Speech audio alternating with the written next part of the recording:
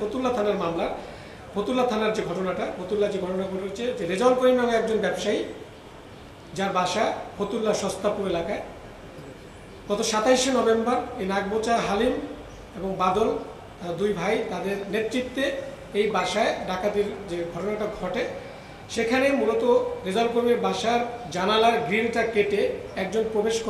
প্রবেশ করার পরে দরজা খুলে দেওয়ার পরে বাকি সদস্যরা ভিতরে প্রবেশ করে এবং বাসার ভিতরে যারা যারা ছিলেন তাদেরকে হাত পা বেঁধে অস্ত্রের মুখে জিম্মি করে বাসায় থাকা স্বর্ণালঙ্কার এবং টাকা পয়সা এগুলো তারা ডাকাতি করে নিয়ে যায়। এখানে আমরা যেটা জানতে পেরেছি সেখানে প্রায় 60 ভরির মতো স্বর্ণ ছিল দুইটা বাসায়, রেজাউল করিম এবং তার ছেলের বাসায় 60 ভরির মতো স্বর্ণ এবং প্রায় 7 থেকে 8 লাখ টাকার মতো